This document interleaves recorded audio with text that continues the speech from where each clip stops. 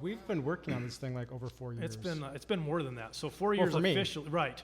So it's almost 5 years. So it's crazy, and we couldn't talk about it. There's been this NDA. No, and my we still. gosh. I don't think I know anything that I can't talk about because we can talk about the music. They told us like a day and a half ago, and So the whole entry thing for this, Chuck, our producer, was just telling me a little bit. I was like, give me something that sounds like this and the mood of that. And I'm like, okay. So I was just messing around, and he pushes record.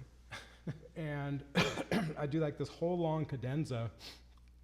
And then I kind of open my eyes, and he's like, that's a great take, we're keeping it. And I didn't know he was recording it. And the funny thing is, so I think we were talking about it before you were even down there. So Chuck was, as we were kind of brainstorming, so again, it's called Hogwart Legacy, and it takes place like 100 or 150 years before. 100 years before Harry Potter lived.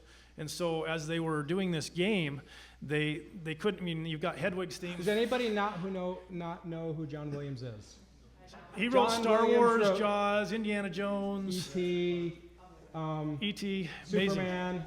Like all of those famous melodies John Williams wrote. Honestly, he's one, like probably the guy that made like movie soundtracks what they are today. I think he just turned 90 years old. The guy's he's so good. But anyway, he wrote Hedwig's theme for Harry Potter, and so it takes place 100 years before. So Chuck gets tasked with this, and so what they started talking about was, what if there was like an ancestor? There wasn't a Hedwig. There wasn't a Hedwig, but there's this like genealogy of the song that gets there, right? Right. And how do you do that and tie in Hedwig's theme, but make it 100 years older? But because it happens in the real world, it's got to have a similar thing. So if you don't know Hedwig's thing,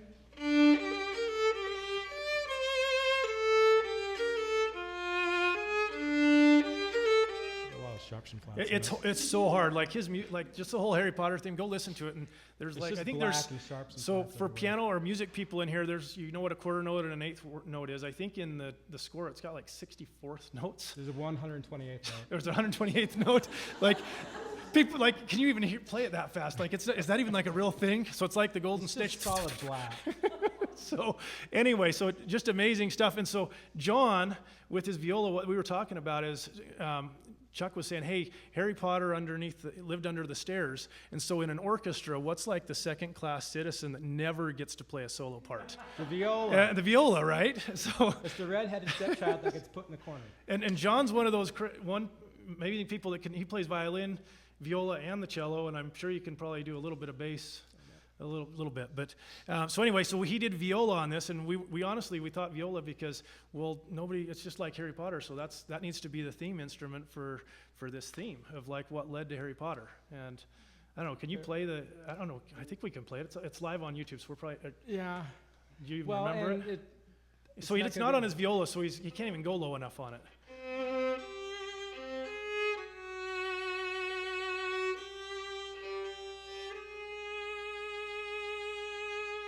That's how Hogwarts Legacy starts. So, anyway, you're looking at greatness right here. Pretty dang cool. This guy also has performed for five. You've performed for all 5 of the last presidents of the United States, but 3 of the inaugural balls, right?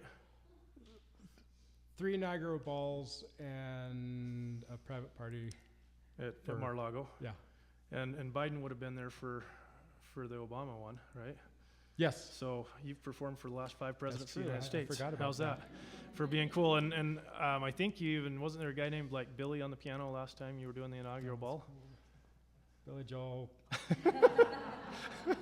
Playing Piano Man with the Piano Man. So it was like, it was you and Billy playing Piano Man, and you had your violin that like lit on fire too, right?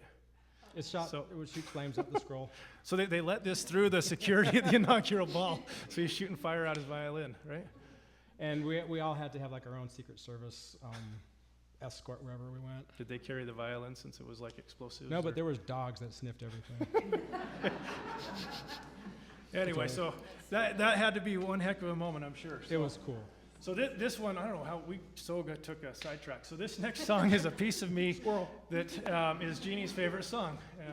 And the funny thing about it is when we were playing it, Chuck was dictating it to me just like this, not note-wise. He would go like, okay, like this, and then like this, and then like this. And I was like, because there was nothing written down.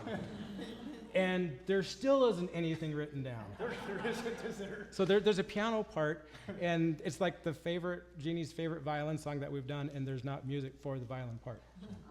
You should write that part out I know, I someday so should. we don't forget it. All right, so here's a piece of me. So again,